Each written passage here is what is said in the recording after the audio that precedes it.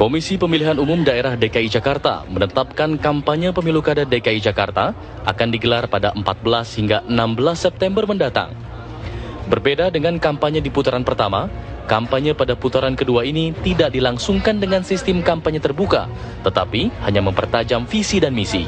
Selain itu, proses kampanye di putaran kedua ini hanya berlangsung selama 3 hari saja, berbeda dengan di putaran pertama yang digelar selama 14 hari.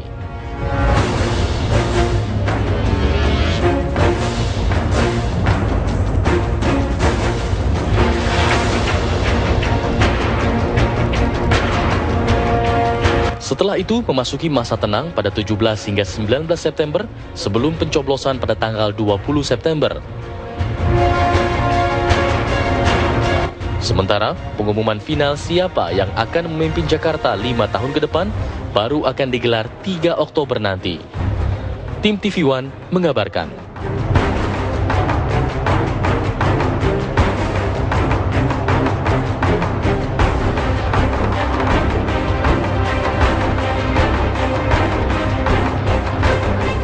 Ya, ini ada 2 kotak-kotak. Dipertanyakan, kenapa pakai kotak-kotak, Mas? Jangan lihat kotak-kotaknya, lihat birunya. Paling benar, nanti kita akan ngobrol lebih lanjut. Sambil jalan ya ke sofa merah, kita akan ngobrol tentang pemilu putaran kedua untuk DKI Jakarta. Monggo, Mas. Pengantin nih. Dipersilakan. Bang Ramdan Syah, sudah berapa laporan yang masuk sampai hari ini? Makin panas nih. Laporan sih yang kami kaji ada 26 ya, udah semua, tapi kemudian dari laporan itu kan tidak semuanya kita register, artinya terkait misalkan kalau dia lebih dari 7 hari dia laporkan kepada Panwas, tentu kami tidak bisa register, tidak lanjuti, karena memang PP nomor 6 tahun 2005 itu kita punya waktu hanya 7 hari dari peristiwa, lebih dari itu tidak bisa kita lanjuti. Atau kalau kemarin Dewan Kehormatan penyelenggara pemilu punya kode etik, misalkan 2 alat bukti permulaan ya, misalnya ada saksi atau kemudian bukti permulaan yang cukup, itu baru bisa ditindaklanjuti. Ada ke Panwas yang datang, kemudian ada wartawan, saya mau melaporkan. Nah, dia udah ngomong konferensi pers begitu, pas giliran masuk, tolong KTP-nya, tolong kemudian bukti-bukti lainnya. Oh, saya nggak mau, yang penting saya udah puas tadi ngomong sama media. Ini juga tidak bisa kita lanjut. Ada yang begitu? Ada. Jadi kadang-kadang ada juga kemarin misalkan politik uang. Ini politik uang. Mana uangnya? Tadi saya pakai buat ini bayar parkir. Ini kan jadi kayak jadi ajang kalau bahasa saya klip kemarin tuh ada yang namanya ruang kosong dipakai untuk kampanye tanda. Jadi benar ya, Anda bilang bahwa lapor-melapor ini dimanfaatkan sebagai strategi kampanye? Iya, kampanye kan nggak ada ruang untuk itu. Hanya 3 hari, 14, 15, 16 September, tetapi ruang kosongnya dipakai kemudian dengan jejaring sosial, saling lapor. Tetapi ya tugas Panwas, kalau memang melapor pasti kita terima. Tetapi soal kita registernya, apakah kita tindak lanjuti, itu persoalan lain. Oke, kita ingin tahu perkembangan untuk kasus iklan Pak Prabowo ya, kemudian yang sudah diputuskan oleh Panwaslu, hasilnya? Hasilnya kan kemarin pada pukul 14.30 kami sampaikan pada publik, karena waktu kami kan cuma 14 hari dari laporan, dilaporkan pada hasil 29 Agustus lalu. Dan hasil itu ada bagian dari tim kampanye Pak Fauzi Bowo.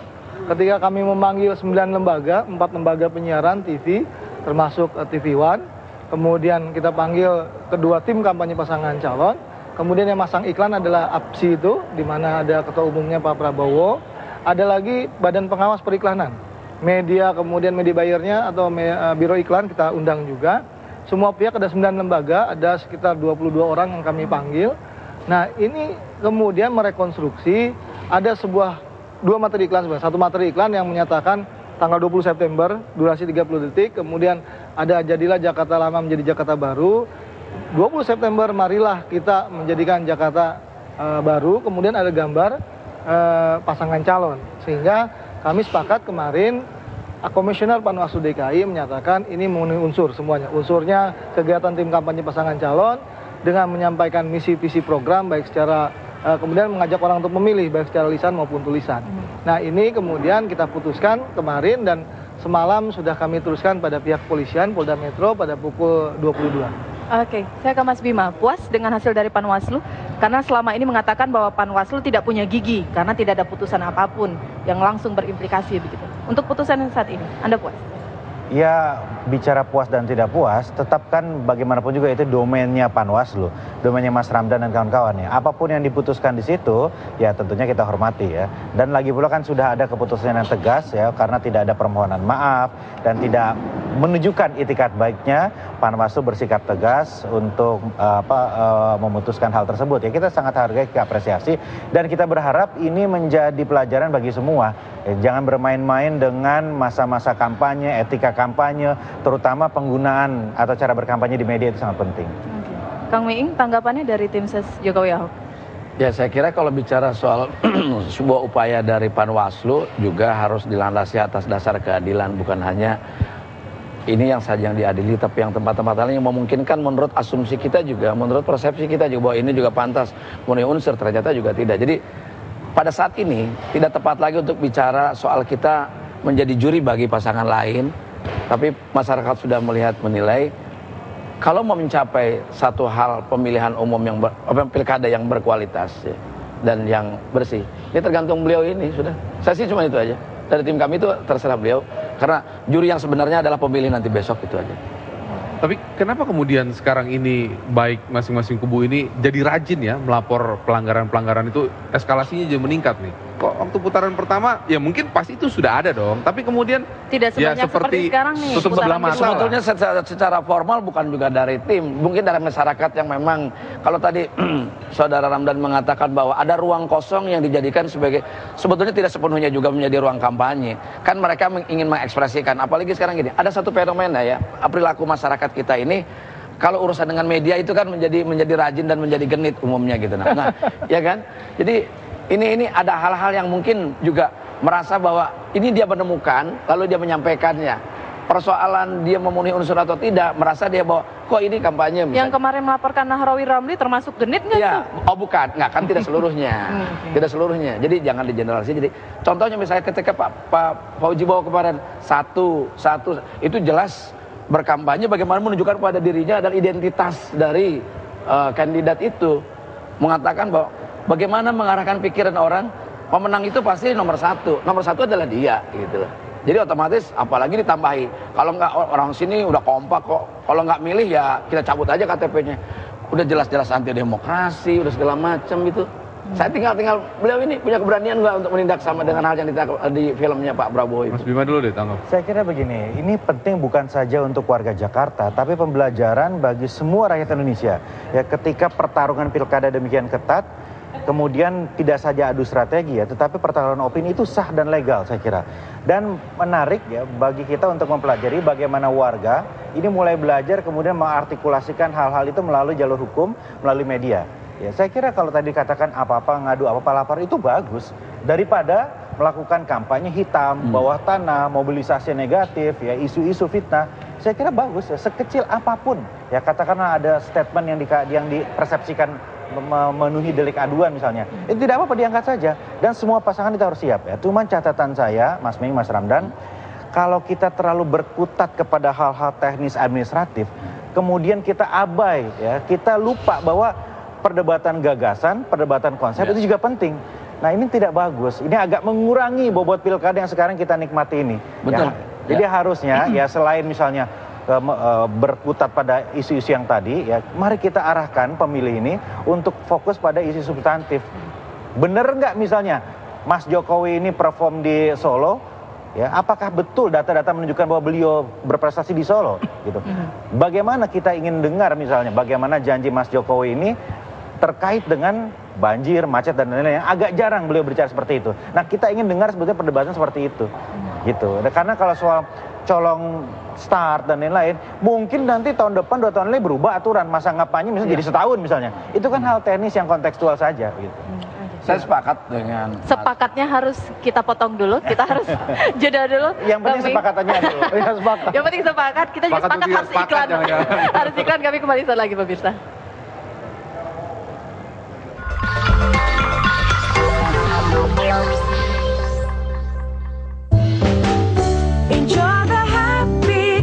Fitbar with high quality ingredients for delicious snacking with no worry.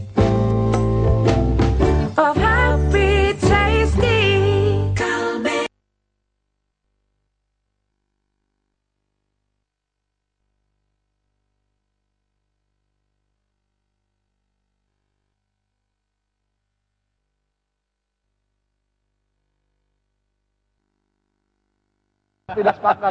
Substansinya kotak-kotak, warna boleh beda, ya. Jadi memang pertama saya melihat ini jarak putaran 1 dan kedua terlalu panjang, sehingga ada ruang-ruang kosong yang tadi Pak Ramdan katakan diisi yang mungkin mengisi seolah-olah terkesan menjadi ruang kampanye, walaupun sebenarnya tidak seluruhnya demikian. Karena yang melaporkan kadang-kadang kita juga tidak tahu bahwa itu dalam pengertian tidak secara formal, bukan tim juga, masyarakat juga gitu ada. Sebaiknya mungkin di dalam waktu, tapi kan besok tanggal 14 sudah mulai kampanye, mungkin di situ lah diisi gagasan 14 sampai 18 ya Pak Ramdan ya di situ. Nah, saya hanya barangkali ingin menyampaikan sesuatu selain tadi yang disampaikan Bima, adalah selain gagasan itu juga Anda betul-betul menunjukkan bahwa Pak Ramdan dan kawan-kawan ini menunjukkan bahwa Panwaslu ini betul-betul pengawas yang berajaskan keadilan yang memang tidak ini. Contoh misalnya kasus yang kemarin gitu. Terlepas dilaporkan atau dilaporkan, saya tidak tahu, tidak memahami hukum bahwa itu delik aduan atau tidak, jelas ada di media kan, di publik gitu loh. Soal satu, kemudian juga bagaimana Pak Boy menunjukkan kekuasaannya sebagai gubernur, dalam tanda kutip saya tidak melindungi, artinya bahwa kalau tidak milih cabut KTP-nya, kasusnya sama dengan kebakaran. Tapi di mana-mana keuntungan incumbent itu dong. Kenapa? Kang Deddy. Oh, kita nggak pusing. Karena rakyat Jakarta udah cerdas gitu loh. Bagaimana orang? Oh, saya ujungnya begitu aja gitu loh. Jadi buat saya kubunya. Kalau Anda melihat ada dugaan pelanggaran seperti itu tidak ditindaklanjuti, dilaporkan dong. Kenapa? Dilaporkan dong, tadi yang satu-satu, kemudian ada yang masalah KTP, dilaporkan dong ke Panwaslu. Ya. Saya tidak ingin menyampaikan bahwa dia tidak melaporkan. Jelas ini paling tidak, saya tidak ingin menempatkan hanya semata-mata Panwaslu menjadi juri. Toh masyarakat juga akan menjadi juri sebagai pengambil keputusan. Walaupun dihukum oleh dia, tetapi tetap pemilu kada berjalan seperti ini. Toh yang juri yang sebenarnya adalah masyarakat besok kok. Gitu loh. Nah, karena begitu banyak pelanggaran yang dilakukan gitu. Tapi juga kan nyatanya seperti ini juga. Saya mau ke Mas Bima. Tadi Anda menggarisbawahi bahwa ayo dong kita adu program. Tapi kadang-kadang cagup-cagupnya ini juga kalau ngomong kemana-mana juga nggak ngomongin program, lebih sering nyentil-nyentil pihak lain. Seperti misalnya lo milih ini deh, kalau nggak gue coret aja dari situ. Nah kan itu saya kira jadi memanfaatkan ruang kosong. Enggak juga. Katakanlah begini ya, dalam satu omongan dengan durasi katakan 15 menit begitu, kemudian 50% berbicara program, atau 40% berbicara program, 60% berbicara yang nyentil-nyentil gitu ya. Nah, kemudian diambil oleh media barangkali adalah yang nyentil-nyentilnya. Karena itu porsi lebih besar, 60% tadi Anda katakan. Ya, atau sebaliknya, katakanlah ya yang nyentil-nyentilnya juga cuma 20% gitu. Tetapi yang kemudian ditampilkan oleh kawan-kawan media itu yang 20%. Ya, karena punya nilai berita yang lebih ketimbang program gitu. Nah, ini memang perjuangan kita bersama. Tidak mudah kita memasarkan program itu begitu menarik sehingga pemilih itu mau memperdebatkan itu gitu. Itu yang pertama menurut saya yang paling penting. Nah, yang kedua memang ada kecenderungan bahwa kemasan program itu kalau tidak dirumuskan dengan hal-hal yang ringan, sederhana, mudah dicerna, itu juga tidak dibeli oleh publik. Nah, ini tantangan bagi kita semua, saya kira ya, bukan hanya tim Foke ya, tapi tim Mas Jokowi juga seperti itu. Saya mau ngomong fairness tadi, Bang Ming bilang. Jadi Panwas tadi udah manggil 9 lembaga, termasuk kemudian terakhir yang ke-10, kami ini berupaya melakukan mediasi. Kan dalam kasus berkumis, berantakan kumuliman dan miskin, berhasil tuh mediasi. Dalam kasus mediasi ini hari Selasa, dari tim Fauzi Bowo minta kepada APSI agar minta maaf itu tidak kemudian dalam pertemuan tertutup. Publik juga harus tahu bahwa kemudian ini dipasangkan iklan di TV nasional. Dan kita tunggu hari Rabu kemarin, sampai pukul 10, ada nggak kemudian pernyataan bahwa kami akan pasang iklan di TV nasional, dan kami akan minta maaf itu. Ternyata kami tunggu sampai pukul 10, bahkan sampai pukul 14, itu tidak dilakukan. Sehingga kami, sudahlah kalau ini tidak bisa dimediasi, kami putuskan. Yang kedua, kami juga menyatakan bahwa ini ada kasus pasangan calon menyatakan KTP ini kalau warga Betawi dan seterusnya. Kami memanggil kemarin yang namanya salah satu pasangan calon, tapi kapasitasnya bukan sebagai pasangan calon, tapi sebagai salah satu ketua umum Bamus Betawi. Konteksnya ke sana karena saya melihat komunikasi interpersonal yang dilakukan oleh pasangan calon nggak bisa semuanya kemudian dijadikan sebagai komunikasi politik dan lebih khusus adalah kampanye, tidak. Tetapi ketika dilaporkan, ya Panwas harus memanggil. Kami kemarin minta klarifikasi dan tengah kami upayakan. Mungkin besok kita harapkan datang. Yang terakhir sekali, yang ketiga ini saya pikir ada yang namanya misi visi program pasangan calon yang kata teman-teman Muskapol itu sangat baik dua-duanya. Dan besok 14, 15, 16 ini mudah-mudahan menjadi debat yang cukup baik saya pikir. Oke. Jadi fungsi Panwaslu ini saya kira penting bukan hanya sekedar memastikan semua berjalan sesuai dengan koridor hukum dan ketentuan, tetapi yang sering kita agak abai adalah menurunkan tensi sebetulnya ya.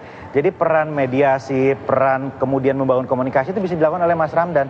Jangan semuanya berpatokan kepada aduan dan lain-lain. Karena penting kita menurunkan tensi ini sekarang. Jangan sampai tensi naik, kemudian yang substansi terlupakan. Kalau tensi sudah naik, kita berdebat hal-hal yang nggak penting bisa-bisa. Konkretnya gimana kalau untuk menurunkan tensi itu? Konkretnya gimana? Ya artinya hal seperti tadi itu dikomunikasikan ya, ditanya misalnya ya apakah betul dalam kapasitas sebagai kandidat atau bamus begitu ya. Kemudian yang lain apakah bisa terima penjelasannya begitu. Nah itu di jaring secara kekeluargaan juga harapan saya penting. juga begitu, tidak selalu harus dalam bentuk, tidak hanya berpikir spesifik hanya persoalan-persoalan hukum dan aturan gitu loh. Jadi Mas Ramdan juga bisa menengahi misalnya tanpa harus ada aduan pun ketika dia menjadi sebuah main di ranah publik, ini juga harus ada apa namanya ya, dengan tidak dilaporkan pun artinya bisa mengambil langkah itu proaktif gitu, bahwa ini adalah memenuhi unsur-unsur itu. Kemudian yang sambungan dari Mas Bima tadi, sesungguhnya kan di putaran kedua ini kan berbeda dengan putaran pertama. Semuanya menggenjot program, rencana-rencana segala macam, janji-janji. Nah kalau kedua ini, dua-duanya kan sudah masing-masing sudah punya branding kan. Nah ini walaupun mungkin alasannya mereka bukanlah kampanye, tapi kan bagaimanapun juga mempertajam branding ini. Jadi sehingga terlena dengan, karena branding harus dijaga kan, image yang harus dijaga, substansi yang tadi yang ingin memberikan pengaruh bagi yang belum memilih itu adalah program diantaranya. Tapi saya tidak tahu apakah dengan kurun waktu yang sangat pendek dalam konteks substansi tadi, apakah bisa banyak memberikan pengaruh dari sisa yang dari kandidat yang kalah lah sebut saja. Itu kan banyak yang ngambang nih sekarang nih kan. Nah ini perlu diperhatikan untuk juga barangkali untuk kedua belah pihak kan akan merebut pemilih yang berikutnya nih. Nah itu saya sepakat untuk diisi dengan ini. Mungkin di waktunya 14, 16, 14, 15, 16. 14, 15, 16. Ya 3 hari ini gitu loh. Oke. Mas, ini ada pertanyaan di Twitter kita yang saya tanyakan dari masyarakat yang kemudian mempertanyakan masih banyak spanduk-spanduk, kemudian tempelan di tiang listrik selebaran begitu, yang isinya seperti terima kasih gubernur, promosi pengobatan gratis seperti itu. Ini memang kita agak sulit membedakan mana yang kampanye, mana kemudian memang program dari incumbent. Gimana tanggapannya? Pertama, kita mungkin udah lebih 100, hampir udah lebih dari 1000 alat peraga diturunkan. Tapi berulang kali ketika turunkan malam, siang, kadang-kadang ada lagi. Yang kedua, fokus kami adalah apabila itu ada pasangan calon, gambar pasangan calon itu biasa kita turunkan. Yang lebih khusus lagi ketika yang bunyinya SARA. Contoh kemarin di Polda Metro, pilihlah yang seiman, misalkan, kemudian balihonya besar, itu jalan protokol. Itu adalah namanya daerah white area yang berdasarkan peraturan SKKPU DKI itu dilarang. Sehingga kami minta segera diturunkan. Disampaikan oleh teman-teman. Tidak mengatasnamakan kandidat kan? Tidak, tapi kemudian itu unsurnya kan SARA. Unsur kan? Unsur SARA, maksudnya unsur SARA saja. Unsur SARA kita dalam konteks tidak ada penyampaian misi visi, tidak ada. Sehingga kami minta untuk segera diturunkan. Malam pun sudah diturunkan. Jadi kami fokus pada upaya kita untuk tadi isu SARA kan dinaikkan. Tensinya kita turunkan segera. Jadi ketika itu bertahan sampai cukup lama kami turunkan. Tetapi ada pada nomor 8. Kalau terkait ucapan selamat atau iklan tongpang atau apa tadi itu, menurut saya yaitu urusan pada nomor 8 lah. Satpol PP bisa menurunkan langsung. Dan itu saya kira tidak perlu ada adres siapa yang membuat. Kan orang sudah cerdas melihat. Pilihlah yang seiman. Kemudian terima kasih gubernur.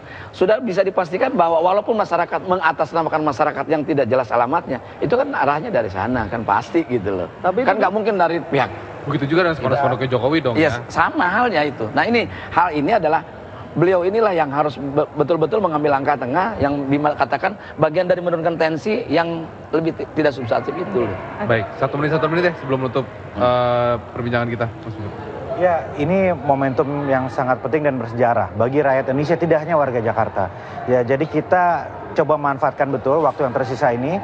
Kita mencoba fokus kepada hal yang substansi, yang teknis, apalagi yang emosional dan sensitif, kita coba redam. Kita dukung fungsi Panwaslu untuk mengawasi. Tapi kita juga beri support pada Panwaslu untuk menjadi mediator ya, kepada berbagai pihak yang bersih tegang sehingga kita bisa menyaksikan proses berikutnya ini lebih fokus pada hal yang lebih penting dan lebih bisa memberikan pendidikan politik bagi warga Jakarta. Ya. Jakarta ini harus jadi ukuran bagi semua daerah yang lain karena miniatur Indonesia. Jadi saya kira warga Jakarta harus bisa memberikan contoh yang baik di dalam pilkada ini, menjadi pilkada sehat, berkualitas dan sebagainya. Saya kira mulai dari Jakarta ini. Dan satu hal, dengan waktu yang tersisa ini, bagi para pendukung masing-masing berperilaku baik bahwa ini menjadi sebuah sesuatu kejujuran, sportivitas dan memang harus dijadikan kemenangan pilkada ini kemenangan masyarakat Jakarta, bukan hanya sekedar kandidat gitu. Dengan pemilu kada yang baik, yang memenuhi unsur kejujuran, kemudian juga kualitas yang cukup baik, ini berpulang hanya kepada mereka, tidak hanya sekedar kepada Panwaslu, tapi mereka adalah juri yang terakhir. Katanya mulai dari Jakarta, berarti kalau menang di Jakarta maksudnya 2014 diterusin gitu? Kenapa? Bukan, harus jadi contoh daerah lain kalau pilkada gitu loh Mas. Oh iya. Dan kalaupun 2014 lanjutkan, ya itu hak demokrasi orang. Oke, terima kasih. Ya. Ini sedikit pertanyaan, baju kotak-kotaknya nggak kotak-kotak Pak Jokowi, ini kotak-kotak model baru? Tidak ada kriteria dari KPUD, ya. Yang penting kotak-kotak. Bang Ramdan jangan pakai kotak-kotak, pakai putih Yang itu saya bahaya bilang sama Bima tadi kan, warna nggak penting, substansinya hatinya kotak-kotak. Yang nggak boleh itu mukanya kotak-kotak terus pakai kumis lagi. Ya. Nggak boleh. Yang nggak boleh datang ke sini pakai kotak amal. Baik, terima kasih Bapak-Bapak waktunya bersama kami. Kami jeda dulu pemirsa, di topik selanjutnya nanti kita akan berbincang dengan wali kota termuda di dunia. Umurnya baru 16 tahun dari Palestina. Kami kembali saat lagi. Yang tadi. Terima kasih Mbak.